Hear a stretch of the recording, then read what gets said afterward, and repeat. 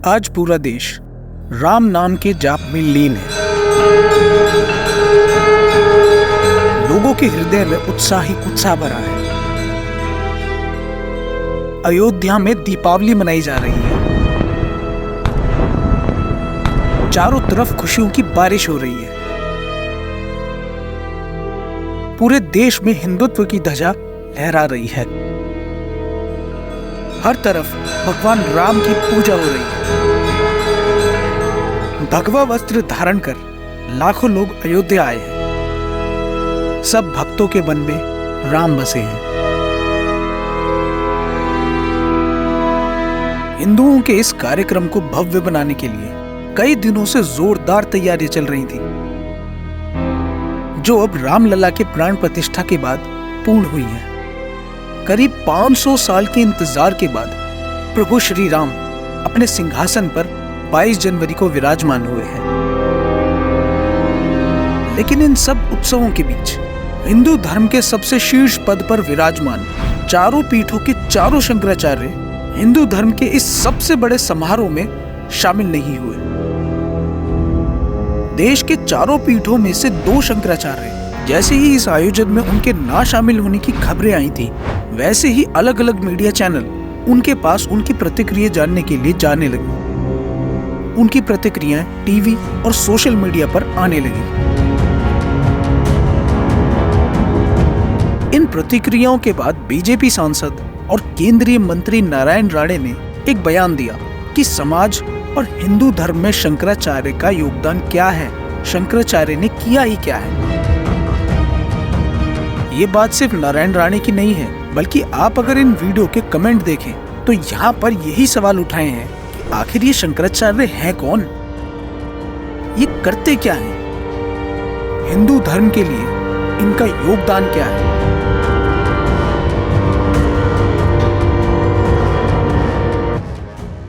नमस्कार, मेरा नाम शिवांक यादव है। साथियों, अभी 22 जनवरी को राम मंदिर में प्राण प्रतिष्ठा का कार्यक्रम आयोजित हुआ। जिस बाबरी मस्जिद को तोड़कर ये मंदिर बनाया गया है, उस मस्जिद को तोड़ देना ही धर्म था। इसी प्रकार हमारे पूरे देश में जहां जहां पर भी आक्रमणकारियों ने हमारे मंदिर या फिर हमारे प्रतीकों को तोड़कर अपने विजय प्रतीक स्थापित किए, उन सभी को तोड़ देना धर्म है। इसीलिए सिर्फ बाबरी मस्जिद ही नहीं, ज्ञानवापी मस्जिद, श्री कृष्ण के जन्म स्थान पर बनी हुई मस्जिद और दिल्ली के अंदर कोरोनेशन पार्क में अंग्रेजों की लगी हुई मूर्तियां भी हमारी गुलामी के चिन्ह हैं, जिन्हें तोड़ देना अनिवार्य है। राम मंदिर की प्राण प्रतिष्ठा में सरकार द्वारा लगभग देश के सभी नामचीन लोगों को बुलाया गया, लेकिन सनातन धर्म के सबसे बड़े धर्मगुरु शंकराचार्य वहां उपस्थित नहीं हुए। जबकि पिछले 2500 साल से सनातन धर्म में सबसे बड़ा योगदान शंकराचार्य जी की ही परंपरा का है,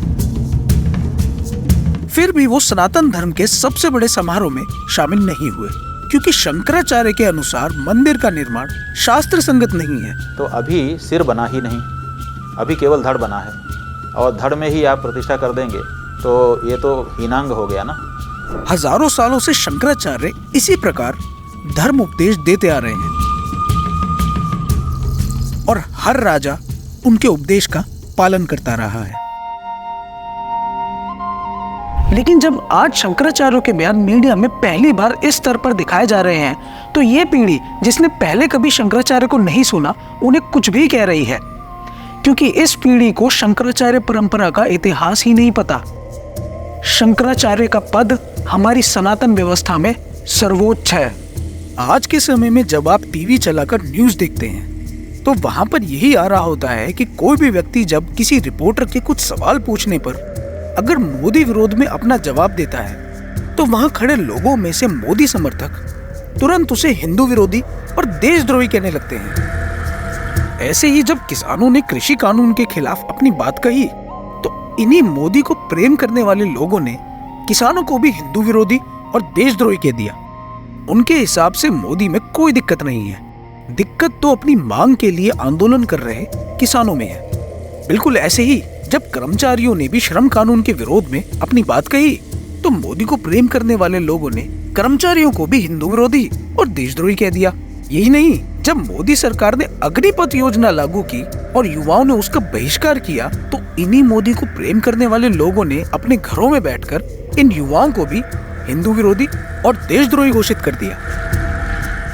लेकिन फिर भी मुझे कम से कम इतना तो यकीन था कि सनातन धर्म के शीर्ष पर बैठे हुए शंकराचार्य जब मोदी को कुछ सुझाव देंगे तो ये मोदी प्रेमी लोग कम से कम उनको तो हिंदू विरोधी या देशद्रोही नहीं कहेंगे। लेकिन हुआ इसका बिल्कुल उल्टा। इन लोगों ने तो शंकराचार्य को भी हिंदू विरोधी कह दिया। यहां पर यह बात समझने योग्य है कि भक्ति और ज्ञान में अंतर होता है। मोदी की भक्ति में लीन ये लोग मोदी से प्रेम करने लगे हैं और प्रेम तो अंधा होता है, इसीलिए उन्हें मोदी की गलतियां नहीं दिखाई दे रही हैं और मोदी के उस प्रेम से निरासक्त शंकराचार्य जब उसकी त्रुटियों पर सवाल खड़ा कर रहे हैं तो ये मोदी प्रेम पुजारी क्रोधित हो जाते हैं। उदाहरण के तौर पर अभी आप ये देखते होंगे कि कथावाचकों के पास लाखों की संख्या में भीड़ लगती है, लेकिन जब हम धर्म गुरुओं की ओर देखते हैं तो शंकराचार्य जैसे धर्म गुरुओं के पंडाल खाली पड़े रहते हैं, क्योंकि कथा सुनने में मजा आता है, दिमाग नहीं लगाना पड़ता, कोई कर्म नहीं करना पड़ता। जबकि धर्म गुरु ज्ञान की बात करते हैं और सच कहते हैं और सच कड़वा होता है। ज्ञान और सच का कड़वा रस कोई नहीं पीना चाहता है, बल्कि कथा में मिला भक्ति का मीठा रस पीना सबको अच्छा लगता है। द्वापर युग की बात है, जब महाभारत लड़ने के लिए सारे योद्धा मैदान में आ गए थे और ऐन वक्त पर अर्जुन के मन में यह प्रश्न आ गया कि सामने खड़े योद्धा उसके अपने हैं। द्रोणाचार्य, कृपाचार्य, पितामह भीष्म और वो सभी कौरव, वो उसके अपने भाई ही तो हैं। वो पितामह भीष्म के ऊपर हथियार कैसे चला सकता है? तब भगवान श्री कृष्ण ने अर्जुन को यही ज्ञान दिया था कि वो पितामह भीष्म के प्रति अपनी भक्ति को एक ओर रखे और ये देखे कि पितामह भीष्म धर्म के पक्ष में खड़े हैं या अधर्म के पक्ष में।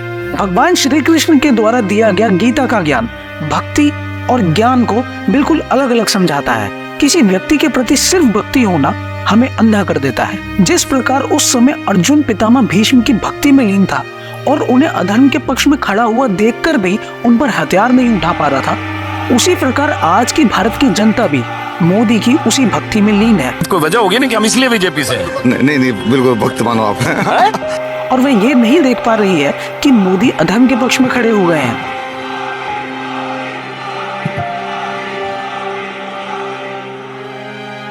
और भगवान श्री कृष्ण की तरह आज शंकराचार्य लोगों को ज्ञान के माध्यम से यह समझाने का प्रयास कर रहे हैं कि वह उस अधर्म का साथ ना दें। आप लोगों के मन में यह सवाल आ रहा होगा कि शंकराचार्य जी के द्वारा दिया जा रहा यह ज्ञान प्रामाणिक है या नहीं, तो आपको शंकराचार्य परंपरा का इतिहास जानना पड़ेगा। तब आप लोग ये बात जान पाएंगे कि शंकराचार्य परंपरा कितनी महान है। इस शंकराचार्य परंपरा की शुरुआत आदि गुरु शंकराचार्य ने की थी। आदि शंकराचार्य का जन्म आज से लगभग 2500 साल पहले भारत के केरल राज्य में हुआ था। वह 6 साल की उम्र में ही चारों वेद और 6 वेदांगों का ज्ञान पाकर एक महान विद्वान बने और 8 साल की उम्र में उन्होंने संन्यास ले लिया। उस समय सनातन धर्म के लोग गलत प्रथाओं को अपनाने लगे थे और कर्म कांड में फंस रहे थे, जिसके कारण भारत के अंदर बहुत अलग अलग मतों का समर्थन होने लगा था। मतों के विभाजन से सनातन धर्म टूटने लगा था और बौद्ध धर्म अपनी पराकाष्ठा पर आ चुका था। भारत इतने मतों में बंटिया था कि ऐसा प्रतीत होने लगा था कि अगर कोई बाहरी शक्ति भारत पर हमला कर दे तो भारत गुलाम होने से नहीं बच सकता है। जब आदि शंकराचार्य ने इस तरह भारत और सनातन धर्म को खंडित होते देखा तो उन्होंने अखंड भारत बनाने का संकल्प लिया, जिसके तहत उन्होंने सनातन धर्म का प्रचार प्रसार करके लोगों को सनातन धर्म का ज्ञान दिया, उन्हें सनातन धर्म का मतलब समझाया और सनातन धर्म के प्रति लोगों में फैली भ्रांतियों को भी मिटाया। तब फिर बाद में जाकर आदि गुरु शंकराचार्य ने सनातन धर्म को पुनः स्थापित किया था। वे जब 12 साल के थे तब से उन्होंने वेदांत का प्रचार करना शुरू कर दिया था और उनके अद्वैत वेदांत के कारण ही आज भी भारत एक है। भारत में सनातन धर्म सदैव बना रहे, उसके लिए शंकराचार्य ने पूरे देश का भ्रमण किया और भारत के चारों कोनों में 4 मठों की स्थापना की, जो कि आज के 4 धाम हैं। उन्होंने आज के उड़ीसा में गोवर्धनपुरी पीठ की स्थापना की, दक्षिण भारत के कर्नाटक राज्य में श्रृंगेरी पीठ की स्थापना की, पश्चिम भारत के आज के गुजरात में शारदा पीठ की स्थापना की और उत्तर भारत के आज के उत्तराखंड में ज्योतिर्मठ की स्थापना की। इन पीठों की स्थापना करने के बाद आदि शंकराचार्य ने अपने 4 शिष्यों को इन पीठों के प्रमुख की जिम्मेदारी सौंपी और तब से इन्हीं प्रमुखों को शंकराचार्य कहा जाता है। तभी से भारत में शंकराचार्य परंपरा चली आ रही है। भारत की सांस्कृतिक और आध्यात्मिक एकता के लिए आदि शंकराचार्य ने विशेष व्यवस्था की थी, जिससे भारत चारों दिशाओं में आध्यात्मिक और सांस्कृतिक रूप से मजबूत हो सके और एकता के सूत्र में बंधा रहे। आदि शंकराचार्य ने देश की रक्षा के लिए 10 नामी सन्यासी अखाड़ों का गठन किया और भारत के भूगोल के हिसाब से उनको जिम्मेदारियां बांटी। आदि शंकराचार्य ने इस तरह ही कई हजार सालों तक चलने वाली व्यवस्था को स्थापित करके 32 साल की छोटी उम्र में समाधि ले ली।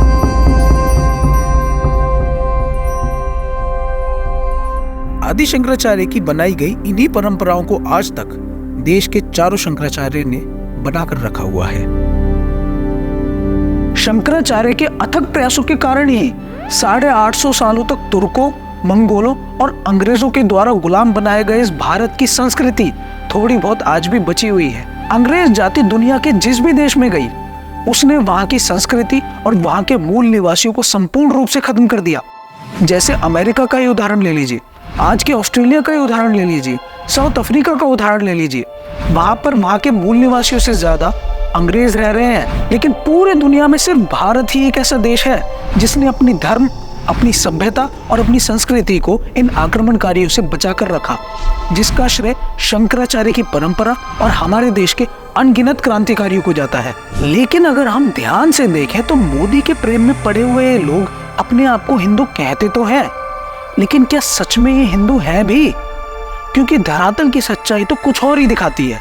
इन लोगों को जब भोजन करना होता है तो ये लोग अंग्रेजी खाना खाते हैं, तन पर कपड़े भी ये लोग अंग्रेजी ही पहनते हैं और घर का डिजाइन भी अंग्रेजों जैसा ही रखते हैं। ये लोग अपनी मातृभाषा से ज्यादा अंग्रेजी भाषा को सम्मान देते हैं। ये लोग सिर्फ कहने के लिए हिंदू हैं, क्योंकि ये सभी अपने बच्चों को अंग्रेजी स्कूलों में पढ़ाना चाहते हैं। लेकिन फिर जब बात राजनीति की आती है तो ये लोग पक्के हिंदू बनने का ढोंग करते हैं, क्योंकि ढोंगी हिंदू बनना असली हिंदू बनने से बहुत आसान है। सिर्फ मुसलमानों को गाली देकर आप आसानी से हिंदू बन सकते हैं, लेकिन असली हिंदू बनने के लिए तो आपको अपना भोजन बदलना पड़ेगा, भवन बदलना पड़ेगा, भाषा बदलनी पड़ेगी, बच्चों का विद्यालय बदलना पड़ेगा। तो इतनी ज़हमियत कौन उठाए? तो बस ये लोग मोदी विरोधी को गाली देना पक्के हिंदू बनने का प्रमाण समझते हैं। बिल्कुल इसी प्रकार के लोग ही शंकराचार्य जी को गालियां दे रहे हैं। अगर शंकराचार्य जी भी व्यासपीठ पर बैठकर मुसलमानों को गालियां दे रहे होते तो इन लोगों की नजर में शंकराचार्य जी भी हिंदू प्रेमी और देश प्रेमी होते। लेकिन शंकराचार्य जी इस बात को बहुत अच्छे से समझते हैं कि देश के दुश्मन मुसलमान नहीं हैं, बल्कि मुसलमानों और हिंदुओं के बीच झगड़ा कराने वाले पाखंडी राजनेता हैं। वर्तमान के शंकराचार्यों ने हिंदू समाज के लिए बहुत योगदान दिया है। जैसे स्वामी अभिमुक्तेश्वरानंद सरस्वती जी ने काशी से गंगा सेवा अभियान यात्रा निकाली थी। 2015 में संतों पर लाठीचार्ज के विरोध में उन्होंने अन्याय प्रतिकार यात्रा निकाली थी।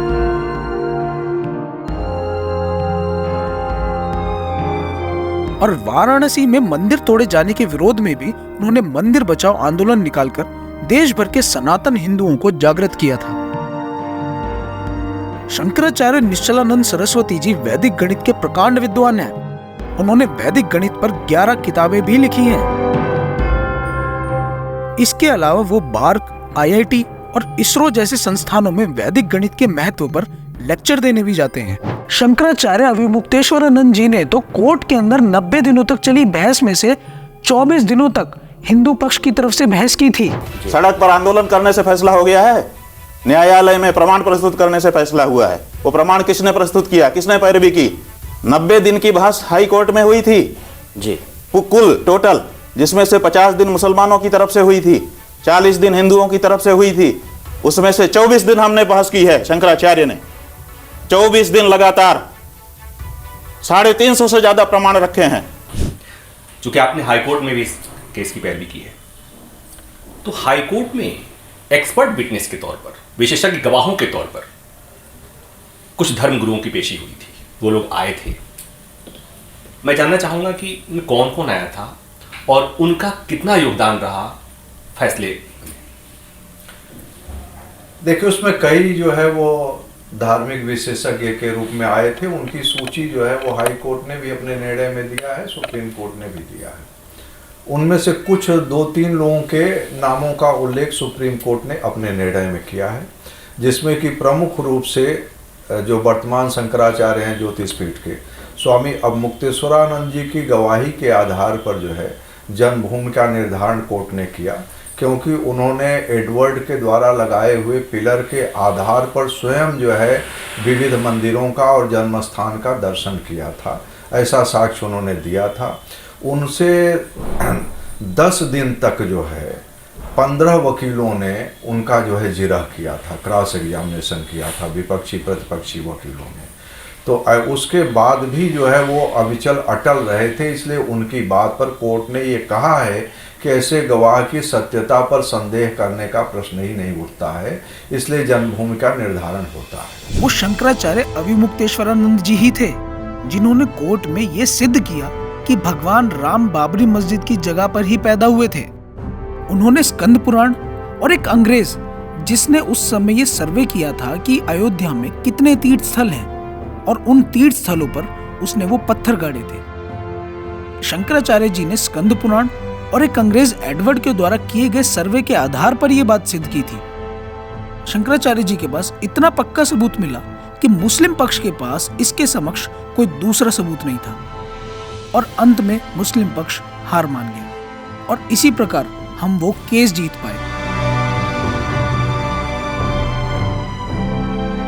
हम लोग मिलने गए जगत गुरु शंकराचार्य स्वामी स्वरूपानंद जी से, परमहंस जी के कहने पर, जो ज्योतिर्मठ के शंकराचार्य, हाँ, जो अविमुक्तेश्वरानंद जी जिस गद्दी पे बैठे हुए हैं। अविमुक्तेश्वरानंद जी तो बहुत वंदनीय व्यक्ति हैं। उनके गुरु जी थे स्वरूपानंद जी। वो चाहेंगे तो हम फोटो मंगवा देंगे। उन्होंने हमको बड़ी बधाई दी।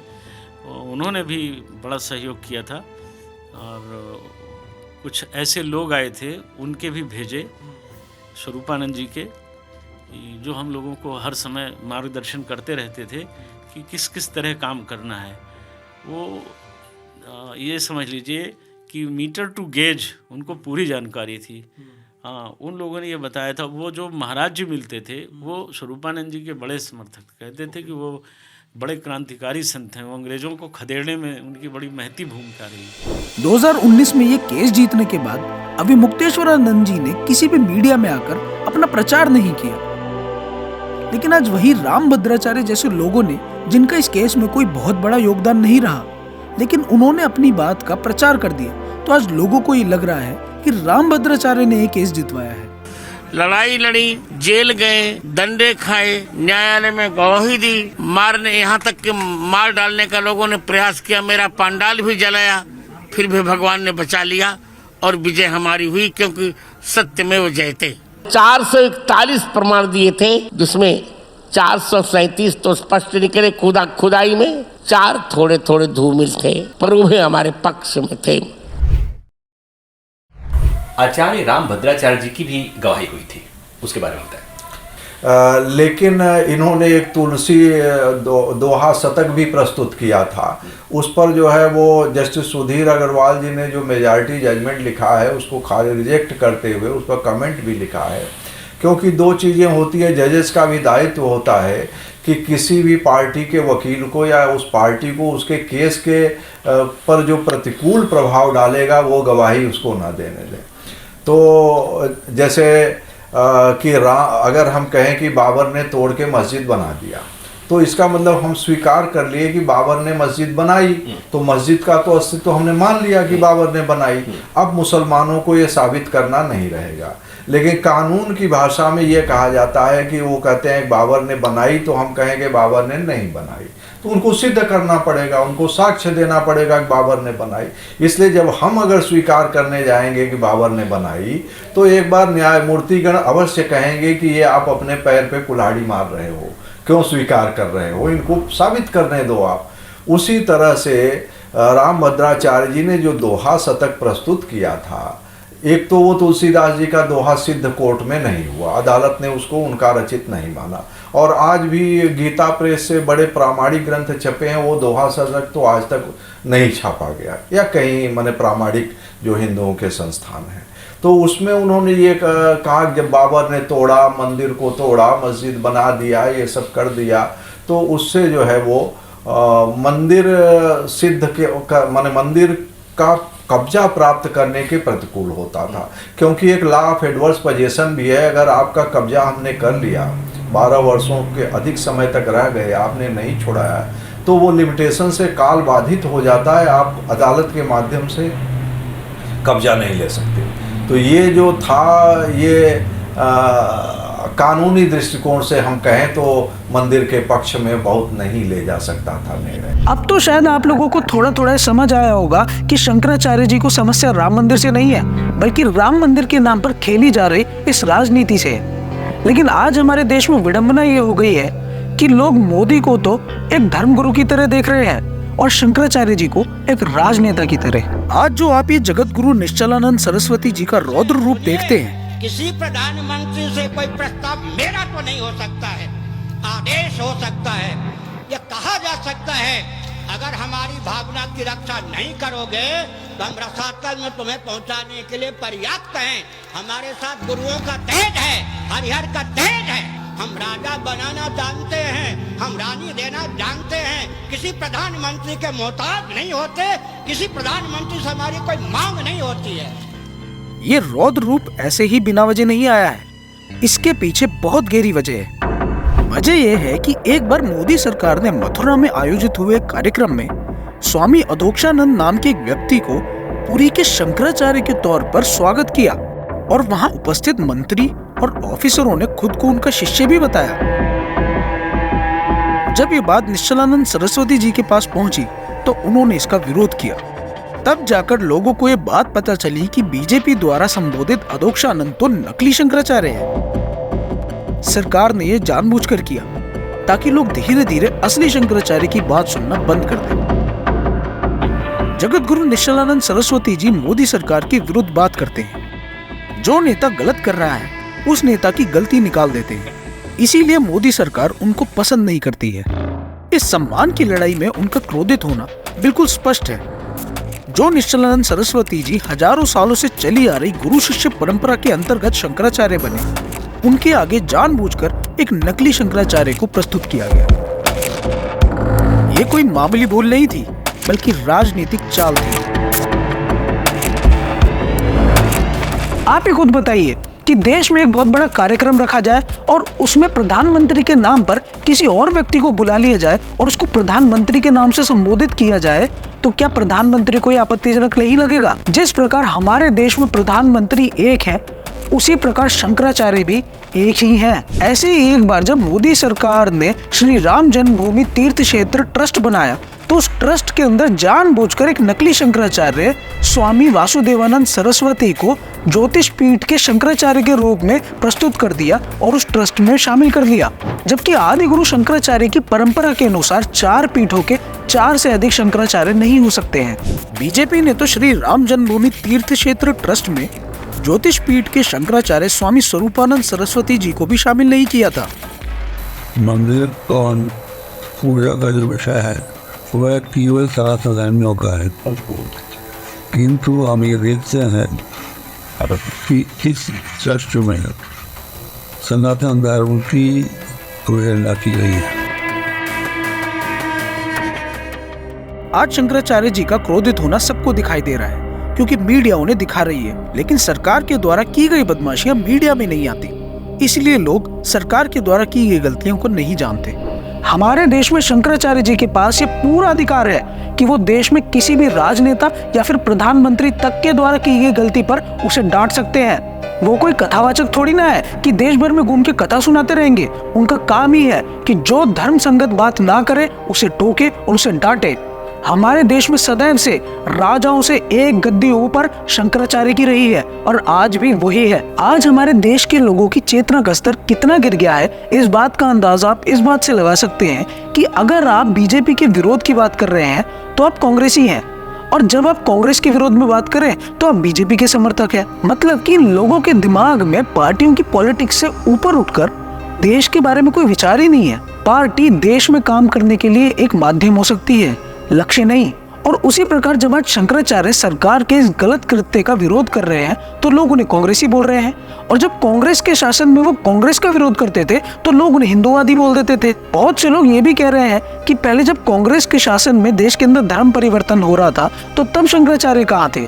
तब भी शंकराचार्य अपनी बात प्रखर रूप से रख रहे थे, तब भी कोई सरकार उनकी सुनती कहाँ थी। जिस प्रकार आज की ये सरकार शंकराचार्य की बात नहीं मान रही, उसी प्रकार पहले की भी सरकारें नहीं मान रही थी। ये सरकार में बैठे लोग अहंकार में इतने चूर हो जाते हैं कि वो ये भूल जाते हैं कि शंकराचार्य का पद उनकी सरकार से ऊपर है। जो लोग ये कहते हैं कि मोदी ने भगवान राम का नाम अपनी कुर्सी बचाने के लिए नहीं किया है, उन्होंने शायद सुब्रमण्यम स्वामी की ये वीडियो नहीं देखी है। जैसे राम मंदिर के लिए हमने सारा मेहनत किया और फिर प्रचार करने पर प्रयास की, फेल हो गए, बट प्रचार करने को प्रयास की उन्होंने किया। जब उन्होंने पिटीशन डाली थी कि ये इसका फैसला भी नहीं होना चाहिए, फेल हो गए। यानी कि आप कह रहे हैं कि मोदी जी ने डिले करवाया, डिले करने के लिए पिटीशन दिया, उस पिटीशन को जजेस ने माना नहीं, उसको अलग से रख दिया, ये किया था। वैसे राम सेतु के मामले फिर मैंने कहा आगे कोई ना छुए, इसके लिए इसको राष्ट्रीय धरोहर बना देना चाहिए। उसका विरोध कर रहे हैं मोदी, अभी तक उसने दस्तखत नहीं किया।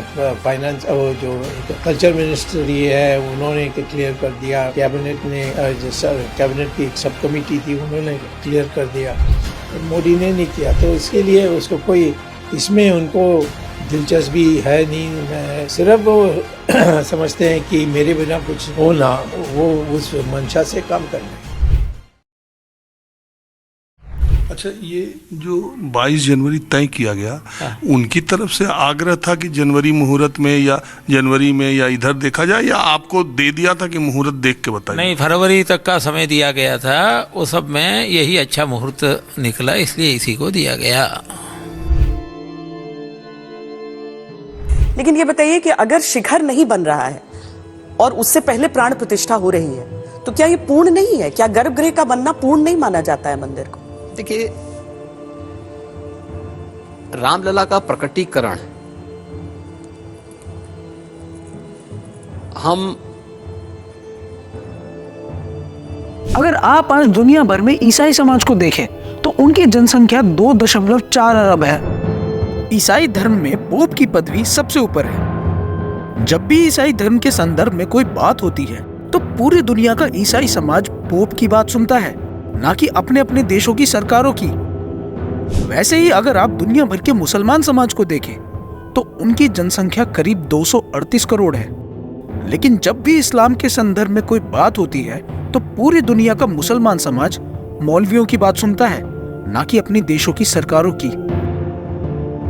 लेकिन ये हमारा अनोखा हिंदू समाज है जो धर्म के मामले में सुझाव राजनेताओं से ले रहा है, धर्मगुरुओं से नहीं।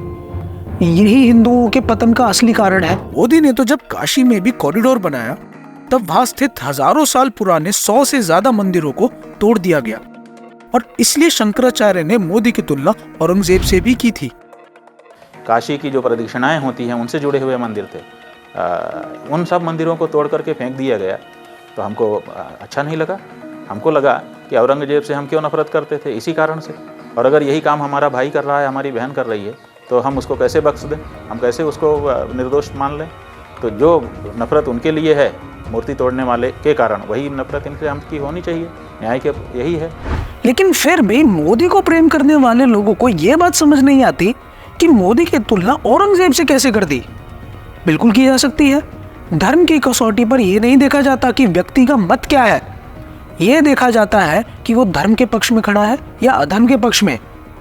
हमेशा से लड़ाई धर्म और अधर्म की रही है, हिंदू और मुसलमान की नहीं। इतिहास में भी देखा जाए तो रावण, कंस, दुर्योधन सभी हिंदू थे लेकिन अधर्मी थे, इसीलिए उनका विनाश हुआ। और आज मोदी भी संतों का अपमान करके उसी राह पर है।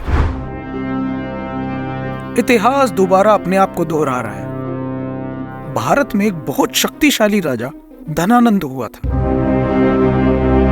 जो उस समय मगध का राजा था, और उस समय मगध देश का सबसे शक्तिशाली राज्य था। पैतृक संपत्ति में शक्तिशाली देश के मिलने से धनानंद बहुत अहंकार में था। वह अपने आगे किसी को कुछ नहीं समझ रहा था। उसी समय भारत के पश्चिम की तरफ से अलेक्जेंडर बढ़ता चला आ रहा था। इस बात की चिंता करते हुए जब आचार्य चाणक्य धनानंद के पास गए तो उसने चाणक्य को वहां से धुतकार के भगा दिया। धनानंद इतने अहंकार में था कि चाणक्य के बार बार विनती करने पर भी उसने चाणक्य की एक ना सुनी, क्योंकि उसकी नजर में चाणक्य एक तुच्छ सा शिक्षक था। जिस प्रकार आज हमारे देश का प्रधानमंत्री शंकराचार्य को कुछ नहीं समझ रहा है, चाणक्य की ही तरह शंकराचार्य भी बार बार मोदी को यही समझाते रहे कि वो इस प्रकार का अनिष्ट ना करे, लेकिन मोदी ने वो अनिष्ट कर दिया। धनानंद द्वारा मिले अपमान के बाद चाणक्य ने गुरुकुल के छात्रों को संगठित किया और मगध से धनानंद का शासन ही खत्म करके मगध का नया राजा चंद्रगुप्त मौर्य को बनाया। धनानंद इतना अहंकारी सिर्फ इसलिए हो गया था क्योंकि उस वक्त की जनता धनानंद को बंद आंखों से समर्थन कर रही थी, जैसे अभी की जनता मोदी प्रेम में मोदी को समर्थन कर रही है। लेकिन उस समय भी सिर्फ एक चाणक्य ही था जो धारा के विरुद्ध बह रहा था, जैसे अभी शंकराचार्य इस धारा के विरुद्ध बहने की हिम्मत कर रहे हैं। मुख्य धारा के विरुद्ध खड़े रहना एक साधु का काम है और वह शंकराचार्य कर रहे हैं, और मोदी एक सिद्ध साधु का अपमान करके धनानंद के ही नक्शे कदम पर चल रहे हैं। अगर आप पश्चिमी सभ्यता और भारतीय सभ्यता को देखेंगे तो आपको इन दोनों सभ्यताओं के दर्शन में एक मूल अंतर समझ आएगा। पश्चिमी सभ्यता ये मानती है कि पहले हम पाषाण युग में रहते थे और अब हम विकास करते जा रहे हैं, हम आधुनिक होते जा रहे हैं। लेकिन वहीं जब हम भारतीय सभ्यता की ओर देखते हैं तो भारतीय सभ्यता का दर्शन कहता है कि हम पहले ज्यादा सभ्य और नैतिक थे और अब हमारा धीरे धीरे पतन हो रहा है। सतयुग में हमारा स्वास्थ्य ज्यादा अच्छा था, हम ज्यादा नैतिक थे, और जैसे जैसे हम सतयुग से कलयुग की ओर आ रहे हैं वैसे वैसे हमारा पतन होता जा रहा है और कलयुग धीरे धीरे और घोर होता जा रहा है। कलयुग में लोग और ज्यादा अनैतिक होते जा रहे हैं। युगों की गणना के अनुसार अब कलयुग चल रहा है और कलयुग धीरे धीरे घोर होता जा रहा है। कलयुग सबकी मति भ्रष्ट कर रहा है। कलयुग हम पे इसलिए भी हावी हो रहा है क्योंकि कलयुग अभी और शक्तिशाली होता जा रहा है। शास्त्रों में भी लिखा है कि कलयुग में सब कुछ उल्टा हो जाएगा। लोग असली संतों पर संदेह करेंगे और नकली संतों को भगवान मानकर उनकी पूजा करेंगे। कलयुग के ऊपर महाभारत में एक कथा है। जब पांचों पांडवों ने भगवान श्री कृष्ण से कलयुग के बारे में विस्तार से पूछा कि कलयुग में मनुष्य कैसा होगा, उसका व्यवहार कैसा होगा, इन प्रश्नों का उत्तर देने के लिए भगवान श्री कृष्ण ने उन्हें वन में जाने के लिए कहा। पांचों भाई वन में गए और वहां जो उन्होंने देखा उसे आकर भगवान से बताया। युधिष्ठिर ने भगवान श्री कृष्ण को आकर यह बताया कि मैंने 2 सूंड वाला हाथी देखा। यह देखकर तो मेरे आश्चर्य का कोई पार नहीं रहा। युधिष्ठिर की यह बात सुनकर श्री कृष्ण ने उसे इस बात का दर्शन समझाया कि कलयुग में ऐसे लोगों का राज होगा जो हाथी की 2 सूंड की तरह दोनों ओर से शोषण करेंगे, बोलेंगे कुछ और करेंगे कुछ। वन में घूमते समय अर्जुन ने भी कुछ देखा था। अर्जुन ने भी बताया कि मैंने पक्षी के पंखों पर वेद की ऋचा लिखी हुई देखी और वह पक्षी मुर्दे का मांस खा रहा था। इस बात को भी श्री कृष्ण जी ने विस्तार से समझाया कि इसी प्रकार कलयुग में ऐसे लोग रहेंगे जो बड़े बड़े पंडित और विद्वान तो कहलाएंगे, किंतु उनका आचरण राक्षसी होगा। वो सिर्फ प्रसिद्धि पाने के लिए पूजा करेंगे, मगर उनके पास धर्म ज्ञान बिल्कुल नहीं होगा। लोग ये नहीं जानते कि शंकराचार्य हमेशा से सरकार की गलती पर उन्हें चेताते आए हैं। चाहे वो बीजेपी की सरकार हो या कांग्रेस की। वो तो अभी सोशल मीडिया का दौर आ गया है, इसलिए लोगों को शंकराचार्य की बात का पता चल चुका है, वरना उससे पहले तो शंकराचार्य की बात मीडिया लोगों तक लाता ही नहीं था। जैसे आज शंकराचार्य जी के इतना कहने के बाद भी लोग उन्हें समझ नहीं पा रहे हैं। ऐसा ही बिल्कुल राम जी के काल में और महाभारत काल में भी हुआ करता था, जब सांसारिक और दुष्ट लोग भगवान के स्वरूप को नहीं पहचान पाते थे। केवल सच्चे संत और महर्षि ही ईश्वर को जान पाते थे। कलयुग आज सभी की मति पर बैठा हुआ है, इसलिए आज लोग सच्चे संतों को नहीं पहचान पा रहे हैं। जो लोग आज शंकराचार्य जी पर संदेह कर रहे हैं या उनको अपशब्द कह रहे हैं, ये वो नहीं कह रहे हैं, बल्कि कलयुग उनके सर पर बैठकर ये कहलवा रहा है, क्योंकि कलयुग धीरे धीरे और घोर होता जा रहा है। कलयुग अपने आप को ताकतवर कर रहा है और मैं भगवान से प्रार्थना करता हूँ कि वो ऐसे लोगों को सद्बुद्धि ना दे, उनको ये काम करने दे, ताकि कलयुग और ज्यादा घोर होता जाए और ताकतवर होता जाए। और जब कलयुग ताकतवर होगा तभी भगवान कल की पधारेंगे और इस कलयुग का अंत करेंगे। और अब जानते हैं कि मैं इस बात को इतना विश्वास के साथ क्यों कह रहा हूँ, क्योंकि मैं बहुत अच्छे से जानता हूँ कि मेरे इतना बताने के बावजूद भी कुछ लोग कमेंट में आकर शंकराचार्य जी को गाली देंगे और मुझे भी गाली देंगे। और आपकी गालियां देखकर मुझे बहुत प्रसन्नता होगी कि मेरी बताई हुई बात सिद्ध हो रही है। महाभारत के युद्ध का उदाहरण देके मैंने आपको भक्ति और ज्ञान में अंतर समझाया था। तो उसी समय महाभारत के युद्ध में जब भगवान श्री कृष्ण अर्जुन को गीता का पूरा ज्ञान दे देते हैं और गीता का ज्ञान सुनने के बाद भी अर्जुन उस प्रकार से तीर नहीं चला पा रहा होता है, तब भगवान श्री कृष्ण ने अर्जुन को अपना विराट रूप दिखाया था। भगवान का विराट रूप देखने के बाद अर्जुन ने तीर कमान उठा तो लिए थे, लेकिन वे उस वेग से शत्रुओं पर बाण नहीं चला पा रहा था जिस वेग से उसे चलाने चाहिए थे। शत्रुओं पर बाण चलाते हुए उसे अभी भी दुख हो रहा था। लेकिन जैसे ही कौरवों ने अर्जुन के बेटे अभिमन्यु को छल से घेर कर मार डाला, उसके बाद अर्जुन को भगवान श्री कृष्ण का गीता ज्ञान पूरा समझ आ गया और फिर जाकर उसने प्रचंड युद्ध किया। तो अगर भारत की जनता भारत में चल रही इस अधर्म की व्यवस्था के कारण अपने अभिमन्यु जैसा कोई प्रिय नहीं खोना चाहती, तो उन्हें शंकराचार्य जी की ओर देखना पड़ेगा और शंकराचार्य जी को अपना विराट रूप दिखाना पड़ेगा। विराट रूप दिखाने के बाद ही शायद ये भारत की जनता जग सके और हम शंकराचार्य जी के साथ हैं। वो मार्ग प्रशस्त करें, हम भारत में सनातन धर्म की व्यवस्था को दोबारा स्थापित करने के लिए अपने घरों से निकलने के लिए तैयार हैं। हर हर महादेव।